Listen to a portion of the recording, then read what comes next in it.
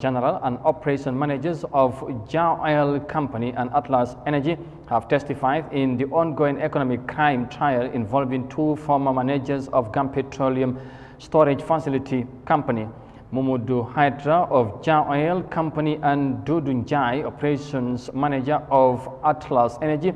Both appeared on Tuesday, 14th June 2022 in the trial in which Yahya Jammeh, a former general manager, and Lamin Gassama, a former operation manager at GP, are facing 8 criminal charges, including economic crime and stealing. They are accused of pilfering over $20 million and pleaded not guilty, as the prosecution has called 9 witnesses to testify in the case so far. Our reporter Mafuji Sise has more details of that in this report.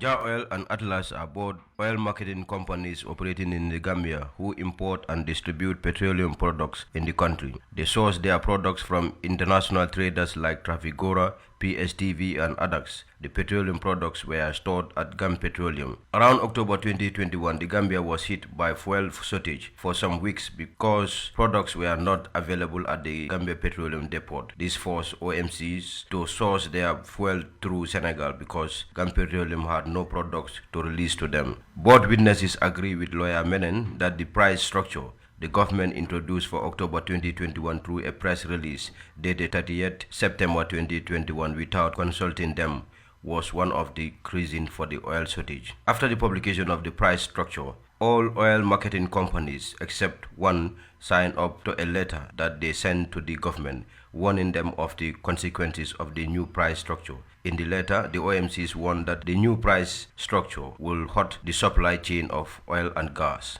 Dudunjai said he was working with Atlas for over 25 years and he is the current operation manager. He said he was keeping daily, weekly and monthly stock information of Atlas. He also explained that in October 2021, he was part of the investigators who checked the tanks at Gambia Petroleum, adding that they discovered that there was no physical stock and his book records show that Atlas had stock at Gambia Petroleum, but this stock was not there. According to him, PMS, Ago and Jet Oil were almost at zero level. Under cross-examination, lawyer Menen informed Njai that the stock information was in evidence and told him that the stock level was not at zero, but Mr. Njai maintained that the stock record before the court was right. Lawyer Menen further put to him that the stock level at the time was 90,507 liters for gas oil and PMS or gas oil 1,388,733 liters.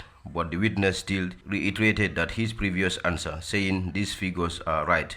I agree with you, he said. The witness said Atlas had a negative balance as of September 2021, which he said was due to overshooting at the time of loading. Lawyer Menen told him that there were some times when Atlas will have negative balance for Ago and PMS that was not a result of overshooting, but the witness said he was not too sure about that.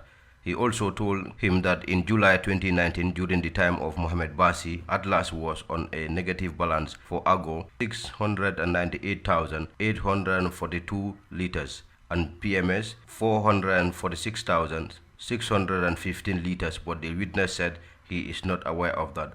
A copy of an electronic mail addressed to Atlas was tendered in court by lawyer Menen and admitted as evidence. The email was sent by Mohamed Basi to one Fadunjai, the finance director at Atlas, and the witness was copied in the email. Yahya Oil General Manager Mumudu Hydra, in his testimony as the 10th prosecution witness, also said at the time of the fuel crisis in the country, Yahya Oil had 1,800,000 liters of stock of diesel at the Gambia Petroleum depot. Equally, he said Yahya Oil had 60,000 liters of petrol in the negative balance. Your company was lifting in the negative balance, lawyer Menen asked. Yes, the witness answered. The witness said the issue of lifting in the positive and negative is a normal practice that obtained in their industry, adding it has been a norm since the inception of Gambia Petroleum.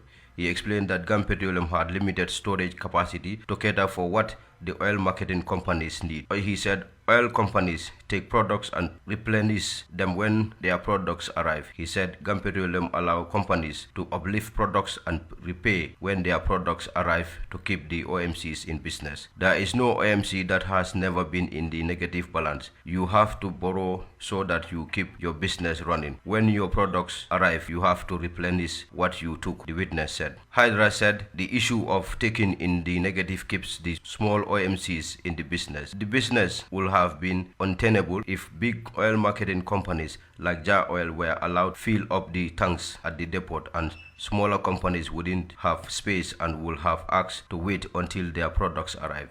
The absence of negative balance will give an advantage to some companies over others, Hydra said. He said the OMCs are now dealing directly and borrowing from each other. He added that currently Jar Oil lends some OMCs over 500,000 liters, which will be refunded once their products arrive. The witness said Jar Oil could not access their 1,800,000 liters of diesel at the time of the shortage, but they were subsequently refunded when the situation became stable at the depot. Under cross-examination by lawyer Menon, the witness said the practice of lifting products on a negative balance is pretty normal, and once your products come, you will deduct what you took and the rest becomes yours. As OMCs, we are regular importers, and once the cargo comes, they subtract it, he said. On the government's price structure, Hydra said it was not favorable to the OMCs because they cannot operate their business at a loss. He told the court that OMCs were displeased with the price structure,